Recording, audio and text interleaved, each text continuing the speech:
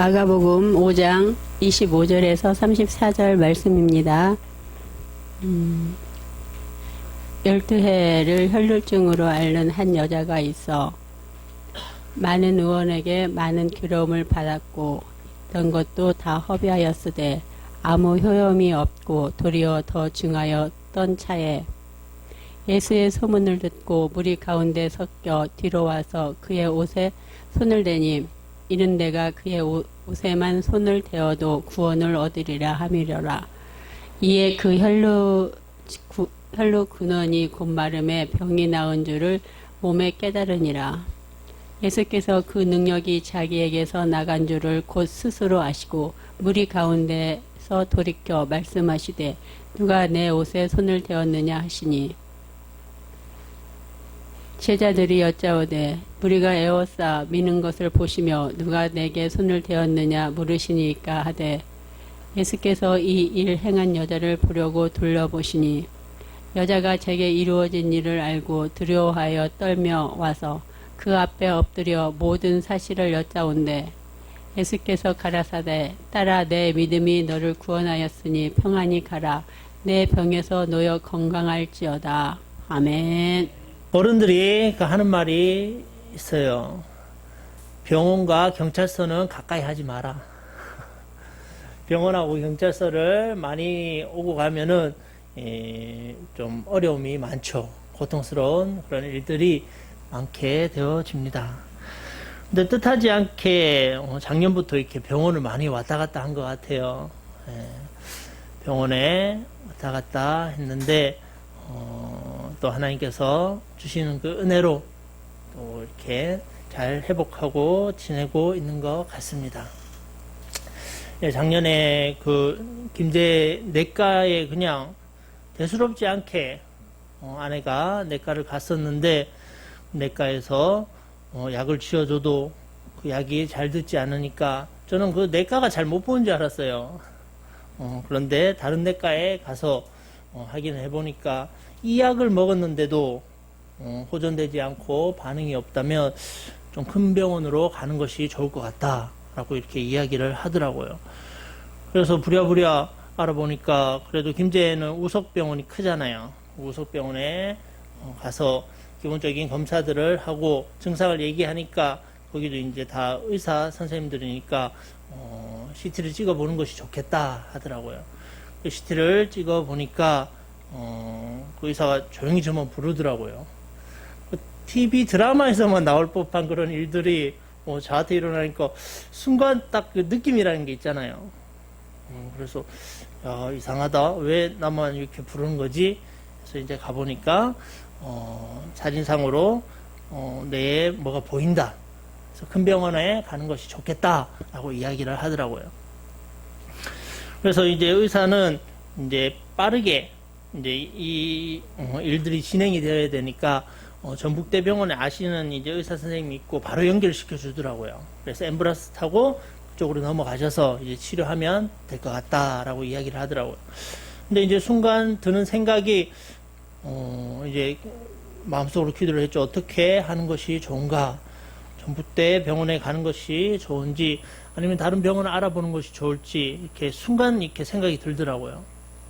그래서 지인을 통해서 알아봤는데 다행히 저기 세브란스 병원에 아는 원목 목사님을 통해 가지고 이제 전북대병원으로 가지 않고 서울로 가서 이제 진료를 받고 또 그분이 이제 접수를 해주고 중간에서 이렇게 역할을 많이 해주셔 가지고 다행히 입원도 빨리 되었고 수술도 그 다음 날 바로 할 수 있게 되었습니다.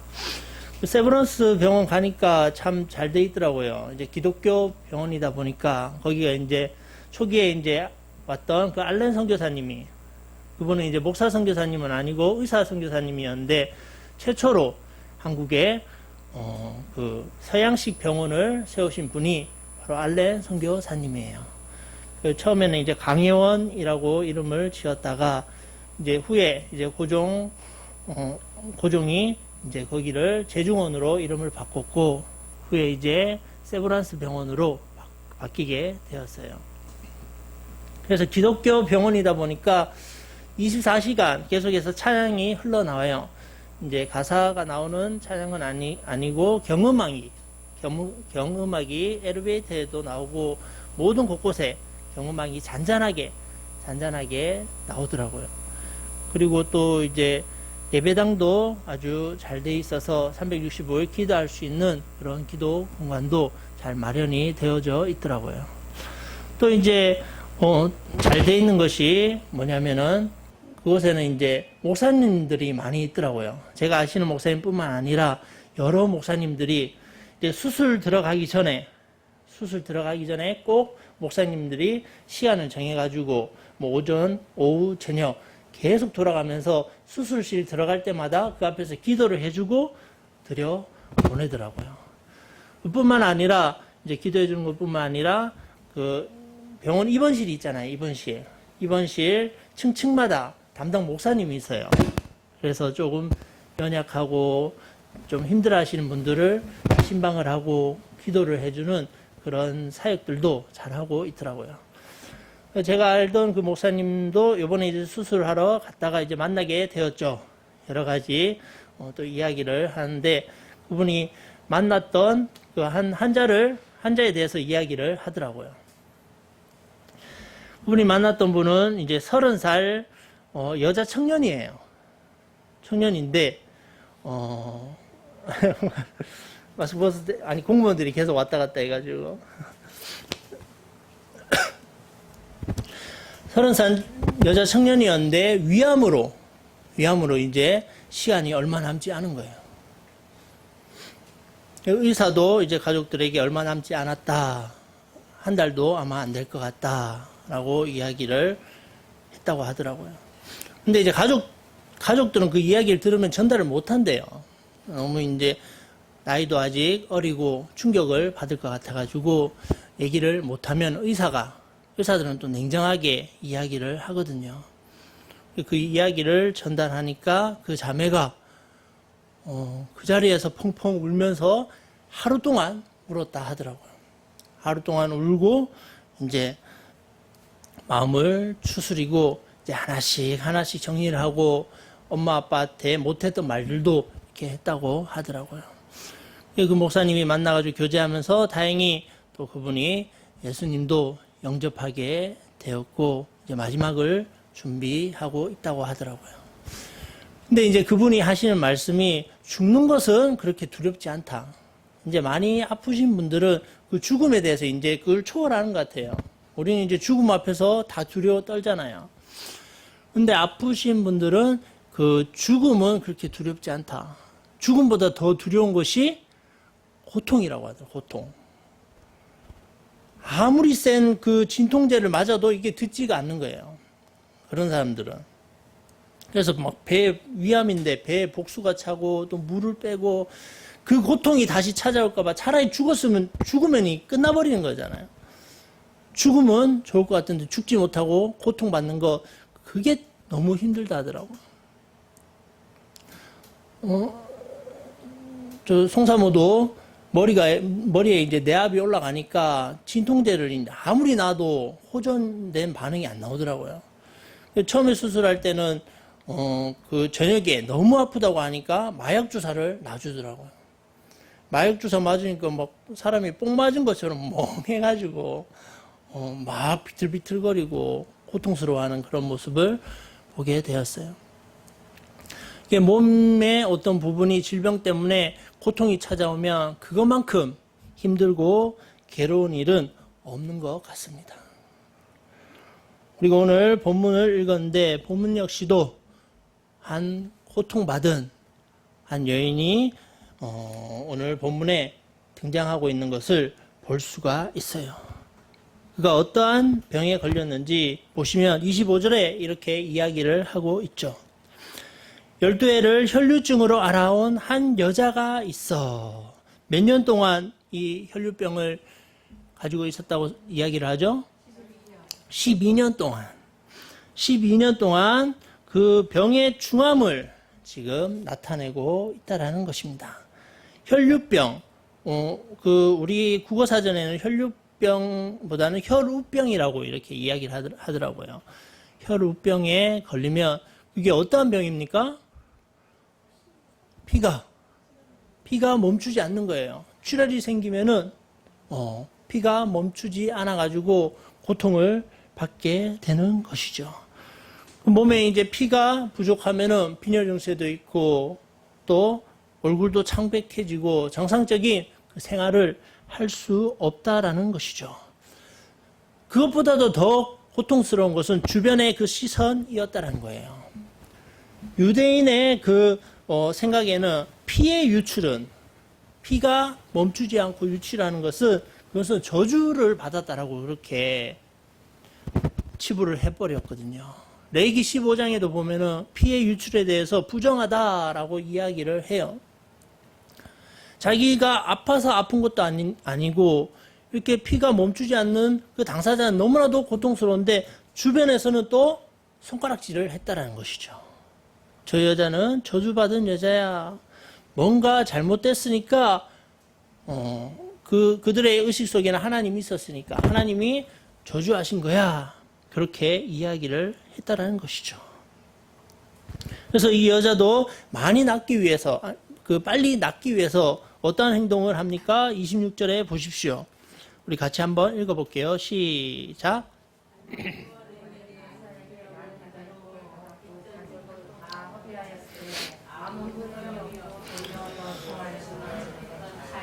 네, 이 여자도 낫기 위해서 수많은 지금 방법들과 행동들을 하면서 낫기를 간절히 원했다는 것이죠.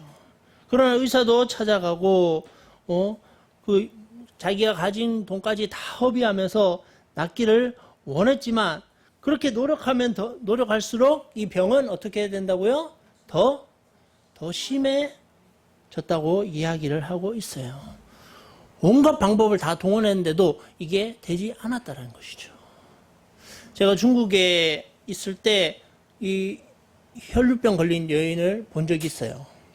이 자매도 그때 20대 초반이었는데 그 혈류병에 걸려가지고 피가 멈추지 않고 고통스러워하는 이 여자를 제가 봤어요. 그래서 낫기 위해서 우리 공동체에 이제 들어와가지고 그때 이제 최 목사님이라고 있는데 그분 가정하고 같이 지내면서 낫기 위해서 그분이 이제 목사님 치유 사역을 이제 하시는 분이었는데 낫기 위해서 이제 같이 매일매일 예배 드려주고 같이 기도하고 낫기 위해서 온갖 애를 썼었어요. 그 자매 역시도 낫기 위해서 너무나도 고통스러웠잖아요. 그래서 온갖 방법들을 다 동원해가지고 혹자가 어떤 사람들이 갓난아기를 삶아서 먹으면은 이 병이 낫는다 해가지고 산부인과에 가서 중국은 그 유통이 되거든요. 갓난아기를 이제 몇백 원에 사와가지고 그거를 끓여가지고 먹었다고 자기가 나으려고 그런 방법까지도 해봤다라고 이야기를 하더라고요. 그런데 낫지 못했다라는 것이죠. 오늘 등장한 이 혈류병 여인 역시도 마찬가지였던 것 같아요. 오히려 더 병이 중하여졌다라고 이야기를 하고 있다는 것이죠. 12년이라는 그 시간은 정말 짧지 않는 시간이잖아요. 12년. 세월 앞에 장사 없다라고 정말 포기하고 싶고 다 내려놓고 싶은 그런 마음들이 왜 안 생겼겠습니까? 온갖 생각이 다 들었을 것 같아요. 그런 찰나에 27절에 보면 예수의 소문을 듣고 무리 가운데 끼어 뒤로 와서 그의 옷에 손을 대니 예수님에 대한 그 소문을 이 여자가 들었다라는 것이죠. 이 소문을 그냥 한 귀로 듣고 한 귀로 흘려보내지 않았다라는 것입니다. 그 예수님에 대한 소문을 듣고 그분 앞에 나아가면 내가 혹시 나을 수 있을지도 몰라라는 그러한 기대와 희망을 가지고 주님 앞에 나왔다라는 것이죠. 허투루 듣지 않았다라는 것이에요. 우리가 구약에 보면 또 이 여호와 하나님에 대해서 그 소식을 듣고 한 귀로 듣고 한 귀로 흘리지 않았던 여인이 또 등장하고 있어요. 여호수아에 보면 그 정말 대단한 여인이죠. 이방인인데도 불구하고 여호와 하나님에 대한 소식을 듣고 반응했던 여자가 있습니다. 혹시 누군지 아십니까? 여호수아 2장에 등장하는 여자 라합이 등장을 하죠. 라합도 비슷한 것 같아요. 2장에 보면 이렇게 이야기를 하고 있어요. 2장 1절에 보면 눈의 아들 여호수아가 시딤에서 두 사람을 정탐꾼으로 보내며 이르되 가서 그 땅과 여리고를 엿보라 하매 그들이 가서 라합이라 하는 기생의 집에 들어가 거기서 유숙하더니 어떤 사람이 여리고 왕에게 말하여 이르되 보소서 이 밤에 이스라엘 자손 중에 몇 사람이 이 땅을 정탐하러 이리로 들어왔나이다. 이스라엘 백성들이 가나안 땅을 이제 들어가기 위해서 첫 번째 성인 여리고 성을 정복하기 위해서 정탐꾼을 보내죠. 2명의 정탐꾼을 보냅니다. 그들이 기생 라합의 집에 들어갔다라는 것이에요.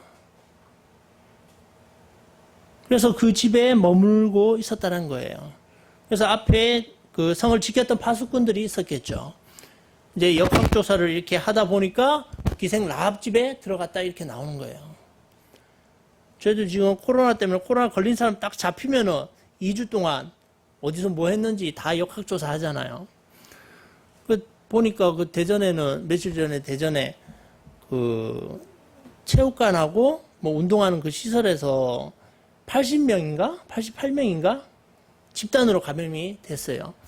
역학조사 해가지고 나가니까 그 사람하고 이제 마주쳤던 사람들 퍼지고 하니까 2,000명이 이렇게 격리를 해야 되는 그런 일들이 이렇게 일어난다라고 이야기를 하더라고요. 구약 당시에도 역학조사가 이렇게 있었던 것 같습니다. 그래서 알아보니까 기생 라합 집에 들어갔다라고 이야기를 하는 거예요. 그래서 라합이 그들이 이렇게 정탐꾼이 왔는데 파수꾼의 말을 듣고 이 사람들 여기 있어요 라고 이야기하는 것이 아니라 우리 집에 왔지만 이미 떠나갔다, 성을 나갔다 라고 이야기를 하죠. 왜 라합이 그렇게 반응을 했을까요? 한번 생각해 보십시오. 만약에 라합이 그게 발각되게 되면 라합은 그 자리에서 그냥 죽는 거예요. 라합뿐만 아니라 라합의 그 가족까지 다 몰살당하게 되는 그런 상황이 생길 수도 있다는 것이죠.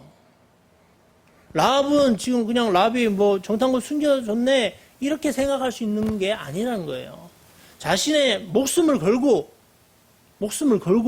지금 조사하러 온 사람들에게 이야기를 하고 있는 것이에요. 어떻게 보면 라합은 이스라엘 사람이 아니잖아요. 이방 여자잖아요. 가나안 사람이란 말이에요.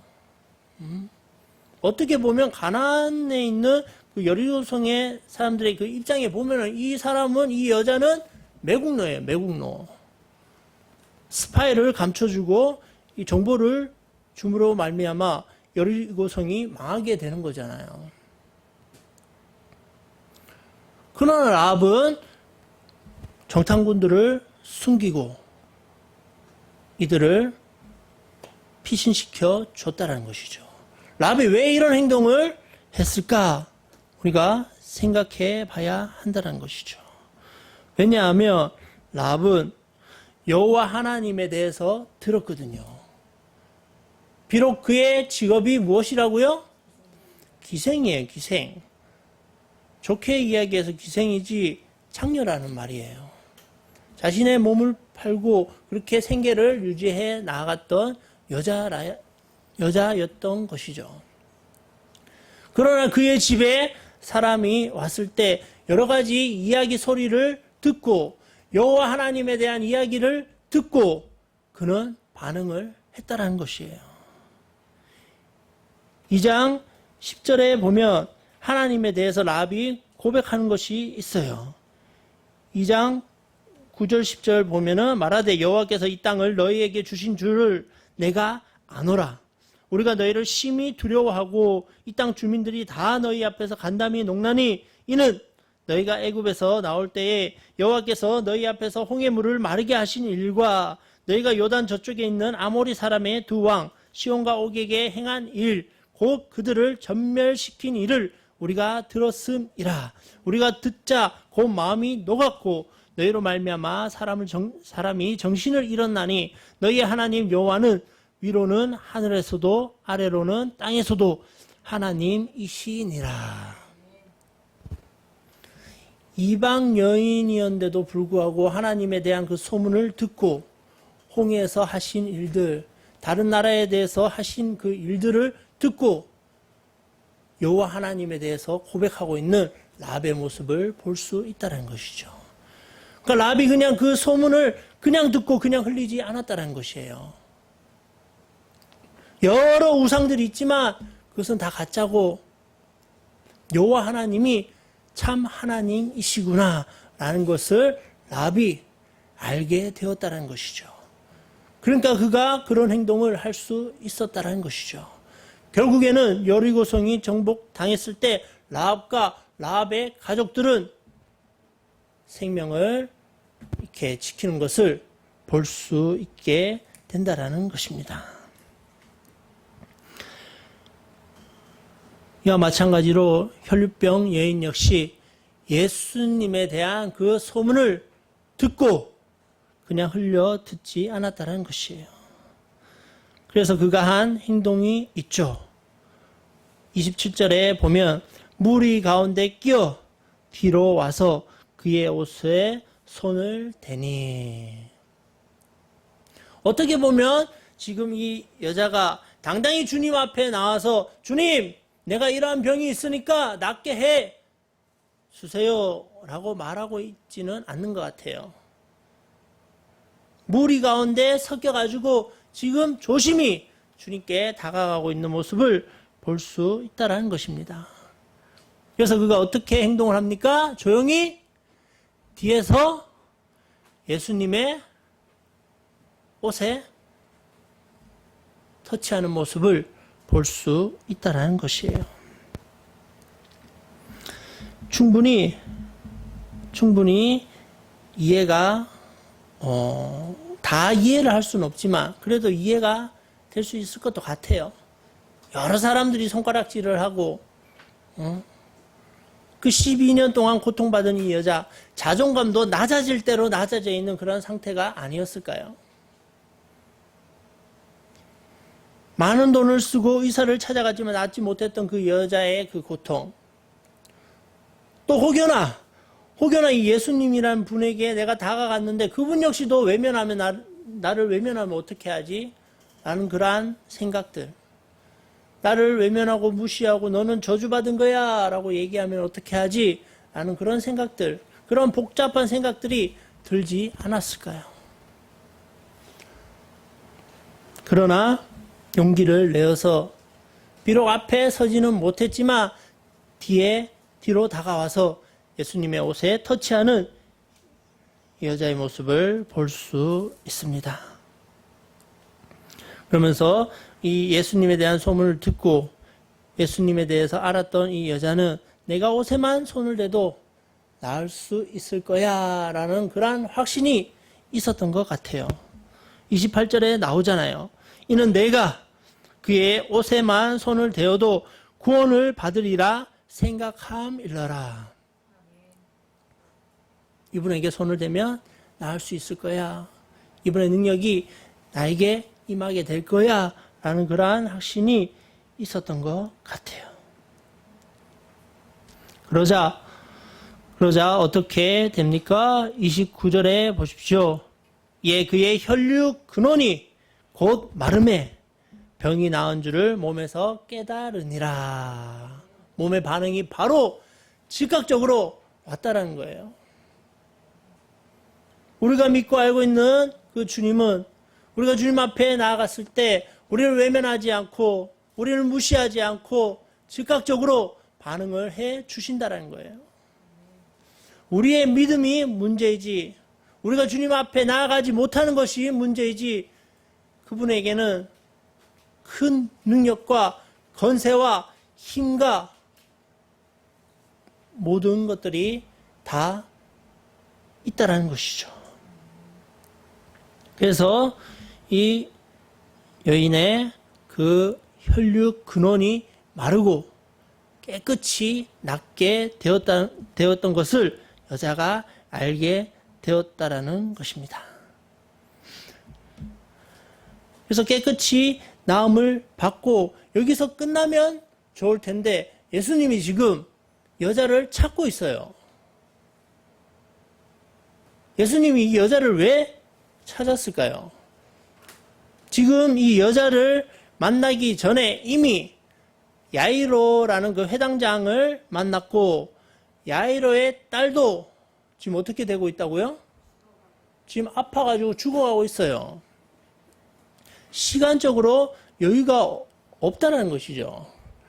빨리빨리 예수님이 뛰어가가지고 그 야이로의 딸도 고쳐야 된다는 것이죠. 그런데 시간을 지체했는데도 불구하고 또 예수님은 지금 이 여자를 찾고 있다는 것이죠. 왜 그랬을까요? 오히려 제자들은 또 뭐라고 이야기를 합니까? 사람들이 많아서 31절에 보십시오. 30절에 예수께서 그 능력이 자기에게 나간 줄을 곧 스스로 아시고 무리 가운데 돌이켜 말씀하시도 누가 내 옷에 손을 대느냐? 주님이 이렇게 질문하고 있고 말씀하고 있는데, 제자들은 31절에 제자들이 여짜오되 무리가 에워싸 미는 것을 보시며 누가 내게 손을 대었느냐 물으시나이까.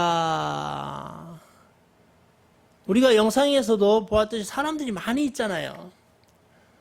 아이고 예수님 그게 아니에요. 지금 사람이 많잖아요. 많아가지고 이렇게 서로 부딪힌 거예요. 근데 뭔 손을 댔다라고 지금 이야기합니까? 라고 지금 이야기를 하고 있다는 것이죠.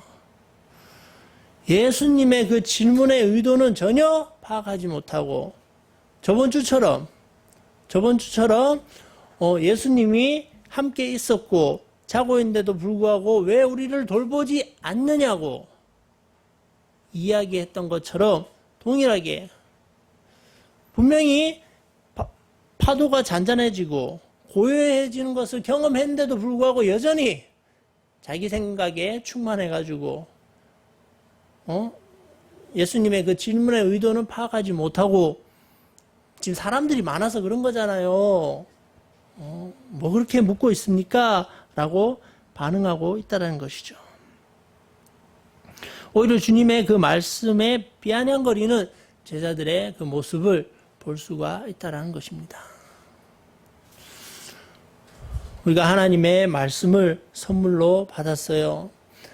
하나님의 말씀을 우리가 늘 상고하고 읽고 묵상하는 그 가운데 우리가 하나님의 말씀을 절대적으로 신뢰하며 그 말씀의 그 의도를 분명하게 파악하고 그 하나님에 대해서 바르게 알아가는 것, 그것은 정말 중요한 것 같습니다. 그래야지만이 우리가 이렇게 뜬금없는 반응을 하지 않는다는 것이죠. 창세기에 보면은, 창세기 19장에 보면은 하나님께서 천사들을 통해서 소돔 땅을 멸망시킬 거야 라고 이야기를 하죠. 그래서 롯에게 이야기를 합니다. 너 딸들하고 사이들하고 같이 빨리 이 땅을 빠져나가라 이야기를 해요. 그런데도 불구하고 창세기 19장 13절 14절에 보면 그들에 대하여 부르짖음이 여호와 앞에 크므로 여호와께서 우리로 이곳을 멸하려 보내셨나니 우리가 멸하리라. 14절에 보면 롯이 나가서 그 딸들과 정혼한 사이들에게 고하여 이르되 여호와께서 이 성을 멸하실 터이니 너희는 일어나 이곳에서 떠나라 하되 그 사이들이 농담으로 여겼더라. 사인을 주는데도 불구하고 그의 사이들은 롯에게 어떤 반응을 보입니까? 농담으로 여기고 있다는 것이죠. 우리가 하나님의 말씀에 반응하는데 너무 무감각하게 반응해도 안 되고 그냥 흘러 들어도 안 되고 농담으로 여겨도 안 된다라는 것이죠. 말씀을 우리에게 주셨는데 그 하나님에 대해서 더 깊이 알아가고 그 깊이 알아가면 알아갈수록 우리의 삶이 더욱더 풍성하고 풍요롭게 살아가는 저와 여러분들이 되기를 간절히 소망합니다. 다시 넘어가서 예수님은 이 바쁜 와중에도 불구하고 이 여자를 찾고 있었다라는 것이죠. 왜 그랬을까요? 예수님 왜 굳이 이 여자를 찾고 있는 것일까요? 어떻게 보면 이 여자가 12년 동안 그 받았는 그 고통, 사람들과의 그 관계 속에서 받았는 그 고통, 우리 예수님은 다 아실까요? 모르실까요? 다 아시잖아요. 그러면 그냥 이렇게 견눈질로 보면서 잘했다고 나를 터치해가지고 너가 지금 깨끗이 나았네. 잘했다라고. 빨리 가서 이제 행복하게 잘 지내라고. 이렇게 견눈질하고 그냥 고개를 끄덕이고 보냈을 수도 있잖아요. 그런데 지금 이 여자를 찾고 있다는 것입니다. 누가 내 옷에 손을 대었느냐라고 이야기를 하고 있죠.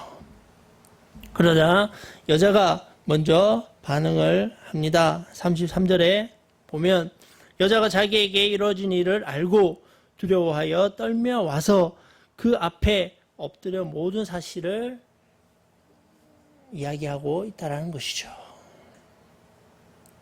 어떻게 보면 12년 동안 그 고통받은 그 가운데서 깨끗하게 나았으면 기쁠 만도 하잖아요. 와 소리를 지르면서 이제는 해방됐네. 나 자유 얻었네. 와 이제 살 수 있겠다. 아이고 예수님 감사합니다. 기뻐 날뛸 수도 있잖아요. 그런데 오히려 이 여자의 반응은 두려워 떨며 엎드렸다라고 이야기를 하고 있다는 것이죠. 왜 이 여자가 이런 반응을 했는지 우리가 생각해 봐야 된다는 것이죠. 예리는 왜 그랬을까?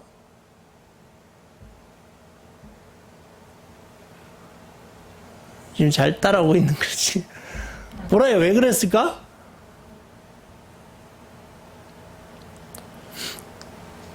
기뻐하고 감사하고 막 날뛰어야 되는데 지금 두려워 떨며 엎드리며 나왔다라고 이야기를 하고 있어요.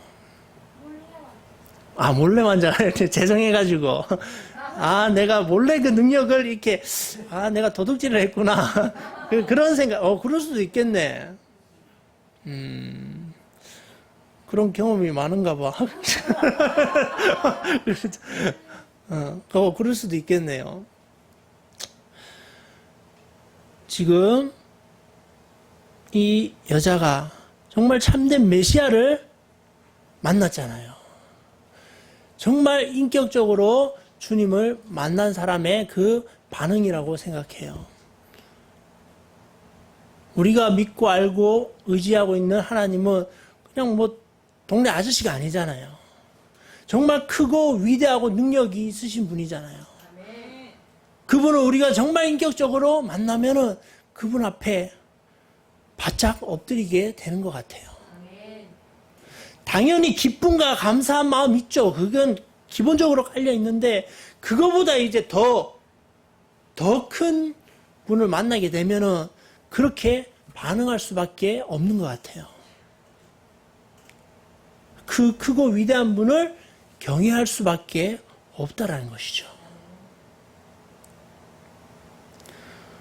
우리 역시도 기쁨과 감사를 뛰어넘어 정말 그 하나님 앞에 두렵고 떨림으로 또 그 하나님 앞에 우리가 당당히 나아갈 수 있는 사람은 아무도 없잖아요. 죄로부터 오염됐고 늘 그분 앞에 섰을 때 나의 연약한 그 모습, 죄된 모습들이 비춰질 때 우리는 두려워 떨며 엎드릴 수밖에 없는 그런 존재라는 것을 우리가 알 수 있을 것 같습니다. 개 나온 여자에게, 이 여인에게 주님이 어떻게 반응하십니까? 예수께서 이르시 가라사대, 우리 같이 읽어보시겠습니다. 시작.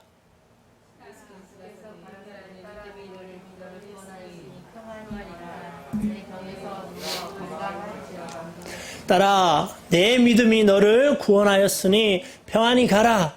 내 병에서 놓여 건강할지어다. 많은 사람들 앞에서 이제는 너 깨끗이 나았어. 이제 그 병으로부터 해방되었어. 너 이제 자유함을 얻었어. 12년 동안 정말 고생했어.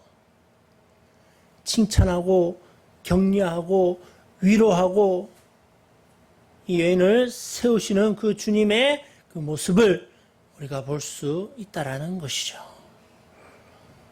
너무 주님 멋있지 않습니까? 그냥 가실 수도 있는데 그 고통받았던 여자를 회복시키시는 이 주님의 모습을 우리가 본문에서 볼 수 있다라는 것이죠. 이 여자의 은밀한 그 믿음의 행위를 아시고 주님이 주님의 눈길이 머물고 그를 회복해 나아가는 그 모습을 볼 수 있습니다. 이 주님이 지금 이 시대를 살아가는 우리들에게 역시도 동일한 것 같아요. 주님이 우리에게 말해주고 싶은 말들 너무나도 많이 있을 것 같습니다. 우리는 그러한 말들을 성경을 통해서 아니면 설교를 통해서 아니면 우리의 일상의 그 삶을 통해서 하나님에 대해 인식해야 되고 하나님에 대해 우리가 반응을 해야 된다는 것이죠. 세상에 수많은 말들이 있잖아요. 그런 수많은 말들 가운데 우리가 흘려들을 것은 흘려듣고 우리의 마음속에 심어 새겨 놓아야 될 것들은 또 심어 새겨 놓아야 된다는 것이죠. 어디 투자하면 잘 된다더라. 뭐 하면은 성공한다더라. 그러한 말들에 우리가 현혹되지 않고 정말 참된 진리의 말씀, 우리가 이 세대를 본받지 말고 하나님의 그 온전하심과 하나님의 그 역사하심과 하나님의 하나님 되심을 우리가 인정하며 하나님 편에 서서 살아가는 저와 여러분들이 되었으면 좋겠습니다. 오늘 말씀을 우리가 정리해 보았으면 좋겠습니다. 극심한 그 고통 속에 있는 여인을 외면하지 않는 예수님을 우리가 알게 되었어요. 세상 사람들이 다 외면해도 우리가 믿고 의지하는 주님은 내가 외면하지 않는 이상, 내가 모른다라고 내가 등 돌리지 않는 이상 우리를 외면하지 않는다라는 그 사실 우리가 잘 알고 그분께 꼭 붙어 있는 저와 여러분들이 되었으면 좋겠습니다.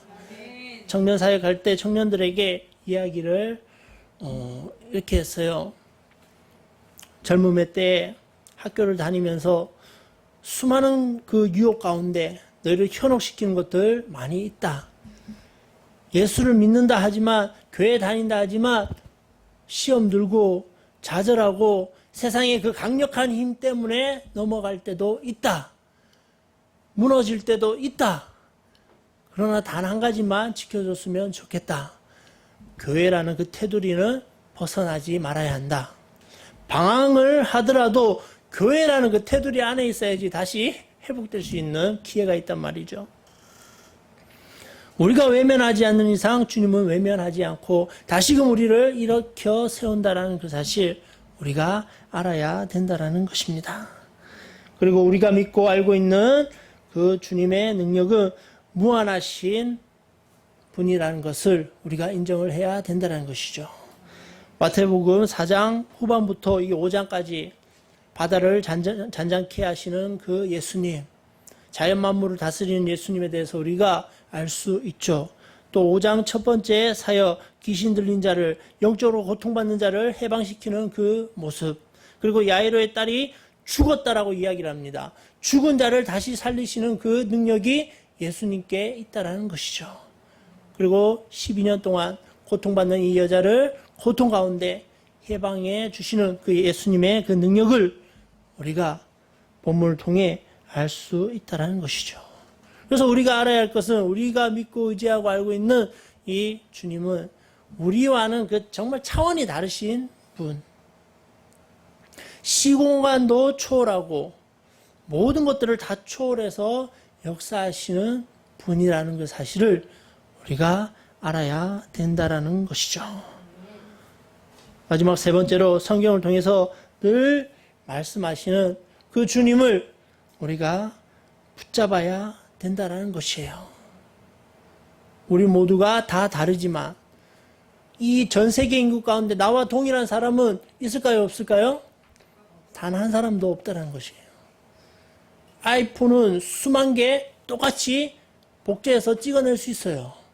그러나 예린이라는 사람은 이 세상에 단 한 명, 보라라는 사람은 이 세상에 단 한 명, 이렇게 있다는 것이죠. 단 하나뿐인 나에게 주님의 시선이 머물고 있다는 사실. 그분이 나를 붙잡았지만 나 역시도 그분의 옷에 손을 대고 있어야 된다는 사실. 이 말은 진짜 주님의 옷을 붙잡아야 된다는 말이 아니잖아요. 주님께 꼭 붙어 있어 된다는 그 사실. 주님이 포도나무 비유를 들었듯이 그분께 꼭 붙어 있어야지만이 하늘의 신령한 복과 그 영양분이 우리에게 쭉쭉 전달되어진다는 것이죠. 그 영양분을 우리가 공급받아야지만이 이 죄로 오염된 세상 가운데 승리하며 분별하며 살아갈 수 있다라는 그 사실. 그것을 우리 모두가 잘 알았으면 좋겠습니다. 지혜가 부족하며 지혜 근원이신 그분에게 지혜를 구해야 하고요. 능력이 부족하며 능력이 무한하신 그분께 능력을 구해야 하고요. 우리에게 건강이 부족하며 우리를 지으시고 우리를 회복해 주실 그분께 나아가야 하고요. 관계가 어려움이 있다라며 그 관계를 개선해 주시고 회복해 주실 그 주님께 붙어 있어야 된다는 것입니다. 모든 것이 다 주님으로부터 능력이 나오고 회복된다는 그 사실을 우리가 잘 인지하고 또 한 주간 나와 함께 하시는 그 주님과 함께 승리하시는 삶 저와 여러분들이 살았으면 좋겠습니다. 사람도 사랑하시나요? 너무 크고 아름다운 그 사랑, 그 사랑 내 맘 넘치니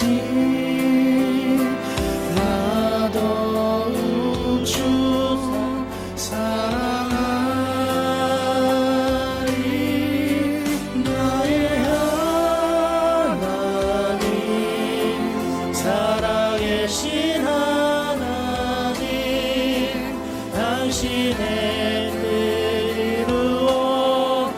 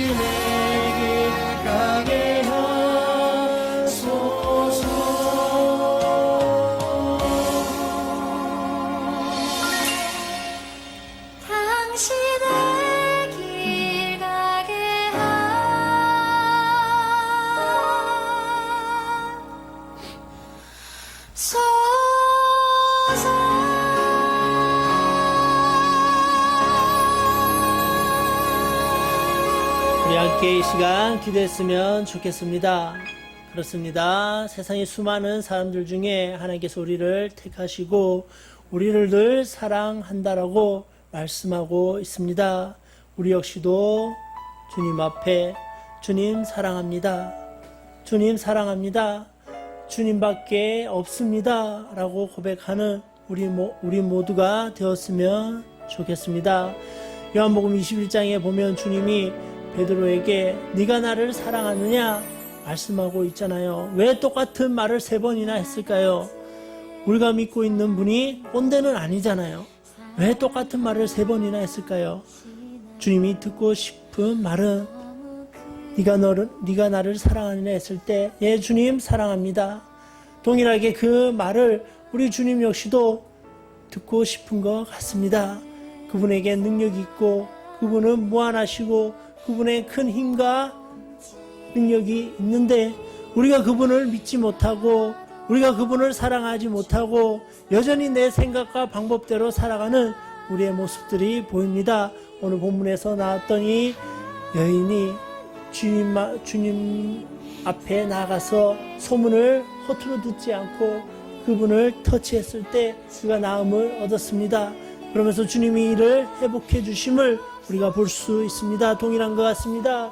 이 모든 삶의 현장 가운데 우리의 상황이 다르고 문제가 다르지만 주님을 붙잡고 나아갈 때 주님이 우리를 외면치 않고 우리를 회복시켜 주시고 우리와 함께 하시는 그분만을 온전히 믿고 신뢰하며 나아가는 우리의 삶이 될 수 있도록 이 시간 같이 한번 기도하며 나아가겠습니다. 하나님께서 우리를 사랑하시고 하나님께서 우리를 자녀 삼아주시고 우리를 외면하지 않고 늘 동일하게 우리에게 큰 은혜와 사랑을 주시는 줄을 믿습니다. 하나님 오늘 마가복음 5장 말씀을 통하여서 하나님 한 여인을 회복시키는 모습을 볼 수 있습니다. 하나님 우리의 삶 가운데 문제가 있습니까? 하나님 어려움이 있습니까? 하나님 아버지 우리의 질병이 있습니까? 하나님 어려움 가운데 고통받는 가운데 우리를 회복시키고 이끌어주시는 그 하나님을 소망하며 그 주님께 나아가는 우리 모두가 될 수 있도록 하나님 함께하여 주시옵소서. 결국에 우리를 사랑하시고 우리를 회복해 주시며 우리와 함께 하시는 그 하나님을 늘 경험하며 살아가는 죄의 삶이 될 수 있도록 은혜를 다하여 주시옵소서. 하나님 나이를 막론하고 하나님 예배에 참석한 모든 하나님의 사람들이 하나님과 늘 동행하며 하나님께서 주시는 그 위로와 기쁨과 감사함으로 살아갈 수 있는 죄의 삶이 될 수 있도록 은혜를 다하여 주시옵소서.